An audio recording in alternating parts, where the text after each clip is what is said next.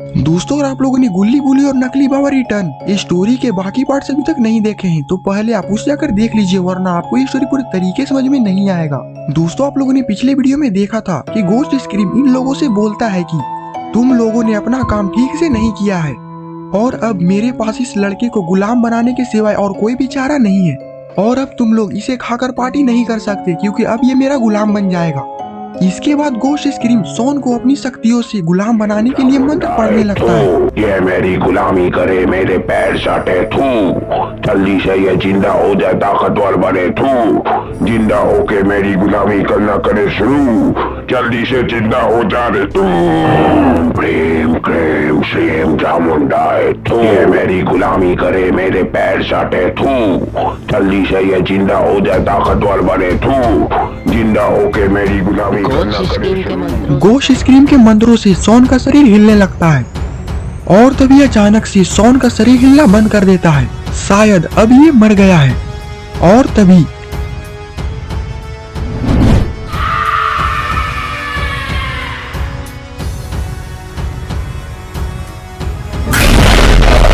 Sworn उठकर बैठ जाता है और उसकी आंखें भी चमकने लगती हैं। ये देखकर ग्रैंडपा बोलते हैं, सॉन जल्दी से अब सॉरी बोलो और मेरे पैर चाट चाट कर मुझसे माफी मांगो क्योंकि अब तुम गुलाम हो। ये सुनकर सॉन भड़क जाता है और खड़े होकर ग्रैंडपा को देखने लगता है। ग्रैंडपा भी सॉन को देख रहे होते हैं और तभी सॉन ग्रैंडपा को हवा में उड़ाकर लटका देता है। ग्रैंडपा सॉन से बोलता है, छोड़ दे रे मुझे माफ कर दे, मुझसे गलती हो गई। अगर मैं मर गया तो ग्रैनी का क्या होगा? गोस्ट स्क्रीम इसे बोलो मुझे छोड़ने के लिए। इंसान ग्रैंडपा को छोड़ ही नहीं रहा होता और वो बोलता है। और फिर गोस्ट स्क्रीम बोलता है, छोड़ दो सॉन इसे, इससे गलती हो गई, अब ये ऐसा नहीं करेगा। और फिर सॉन ग्रैंडपा को जमीन पर पटक देता है जिससे कि ग्रैंडपा की कमर टूट जाती है। ये देखकर ग्रैनी बोली, ये सब क्या देखना पड़ रहा है? अच्छा है मैं अंधा हूँ। क्या हुआ ग्रैंडपा, क्या मिला ये सब कर कर, आखिर करवा ली बेइज्जती। ये सुनकर ग्रैंडपा उठकर बैठ जाते हैं और बोलते हैं, हाय मेरी प्यारी कमर, हाय मेरी कमर टूट गई रे, मार डाला इस पद्दू ने। और फिर इसके बाद ग्रैंडपा उठकर खड़े हो जाते हैं। गोस्ट स्क्रीम सॉन से बोलता है, सॉन अब मुझे तुम जल्दी बताओ कि आखिरकार कब्रिस्तान कहाँ पर है, क्योंकि अब मुझे अपना मकसद पूरा करना है।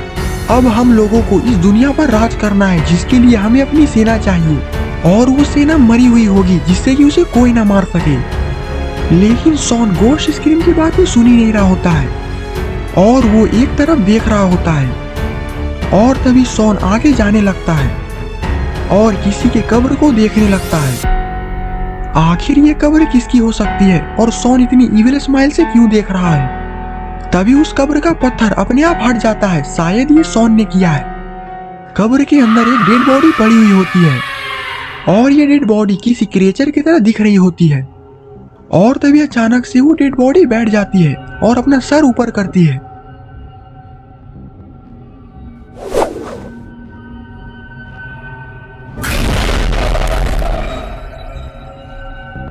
अरे ये क्या, ये तो एक मम्मी है। इसके बाद वो मम्मी खड़ी हो जाती है और कब्र से कूदकर बाहर आ जाती है।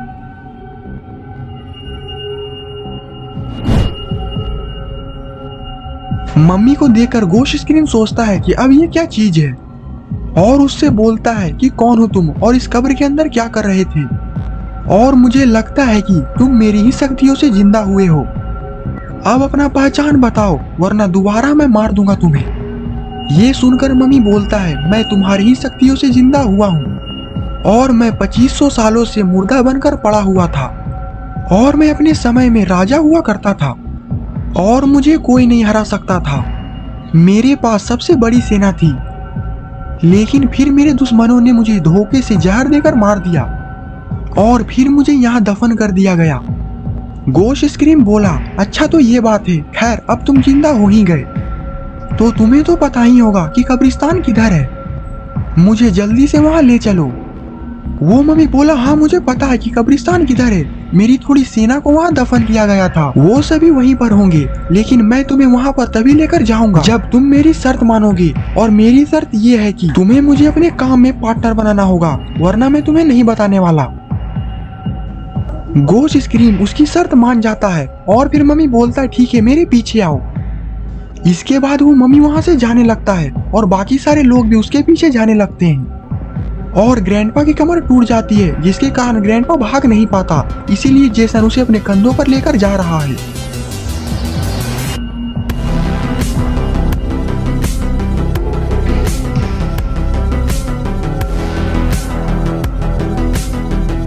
इन लोगों की स्पीड देखकर लगता है कि ये लोग 1-2 घंटे में पहुंच जाएंगे।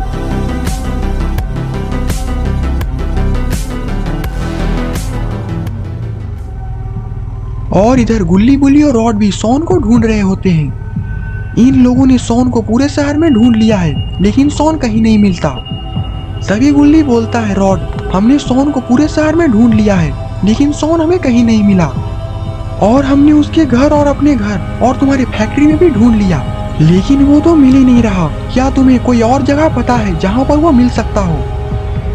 ये सुनकर रॉड बोला नहीं गुल्ली, मुझे तो कोई और जगह का अंदाजा नहीं है कि वो कहाँ हो सकता है। बुल्ली क्या तुम्हें अंदाजा है कोई?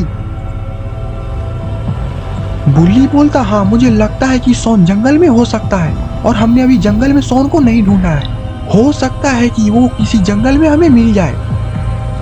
रॉड बोला हाँ बुल्ली तुम सही बोल रहे हो, जंगल में उसके होने का चांस ज्यादा है, और वैसे भी यहाँ पास में ही एक जंगल है और उसके रास्ते में ग्रैनी का घर भी है, हम लोग वहाँ भी देख लेंगे।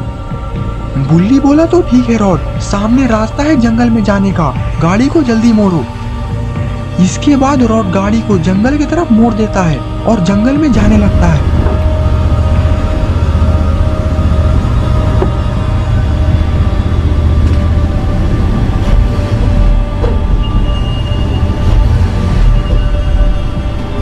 थोड़ी देर बाद ये लोग ग्रैनी के घर भी पहुंच जाएंगे।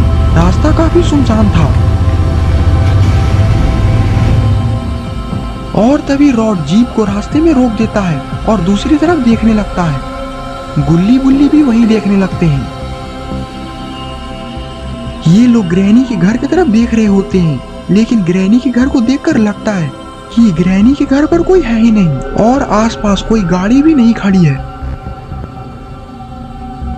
और तभी रॉड बोलता है लगता है कि ग्रैनी ग्रैंडपा घर पर नहीं है, तो इसका मतलब है कि नकली बाबा भी यहाँ पर नहीं आया होगा। सॉन को लेके भी और वैसे भी घर की लाइट तो पूरी ऑफ है और गेट पर भी ताला लगा हुआ है, और ये यहाँ आया भी होता तो कुछ ना कुछ आसपास हमें जरूर दिखता। बुल्ली बोला अगर ऐसा है तो अब जल्दी यहाँ से चलो, वरना सॉन को वो मार भी सकता है। और फिर रॉड गाड़ी को आगे जंगल में लेकर जाने लगता है। रास्ता काफी अंधेरा भरा होता है, लेकिन रॉड फिर भी गाड़ी तेज चला रहा होता है। थोड़ी देर बाद ये लोग जंगल में पहुंच जाते हैं और रॉड गाड़ी की स्पीड स्लो कर देता है, क्योंकि इन्हें सॉन को ढूंढते हुए जाना है।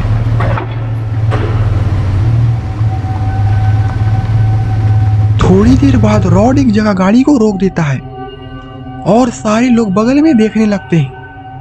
ये लोग देखते हैं कि एक गाड़ी यहाँ पर खड़ी हुई है, वो भी एकदम न्यू, और वहीं पास में कब्र खुला हुआ होता है और किसी का खून भी पड़ा हुआ होता है। और तभी रॉड बोलता है ये तो ग्रैनी ग्रैंडपा की न्यू कार लग रही है, लेकिन ये यहाँ पर क्या कर रही है? इसका मतलब ये है कि ग्रैनी ग्रैंडपा यहाँ पर आए थे और अब मुझे लगता है कि सॉन के साथ बहुत बुरा हुआ होगा, हमें जल्द से जल्द उसे ढूंढना होगा वरना देर हो जाएगी। बुल्ली बोलता हाँ रॉड तुम बिल्कुल ठीक बोल रहे हो, और बगल में किसी का खून भी पड़ा हुआ है और मुझे पक्का यकीन है कि ये सॉन का खून है। मुझे लगता है कि अब हमें बाबा को बुला लेना चाहिए। गुल्ली बोलता नहीं, अभी हमें बाबा को नहीं बुलाना चाहिए, पहले हमें कंफर्म कर लेना चाहिए कि सॉन कहाँ है। चलो आगे एक कब्रिस्तान भी है, हम लोग वहां चलकर देख लेते हैं, और अगर सॉन वहां पर हुआ तो हम लोग बाबा को बुला लेंगे। इसके बाद रॉड गाड़ी को फुल स्पीड में कब्रिस्तान की तरफ लेकर जाने लगता है।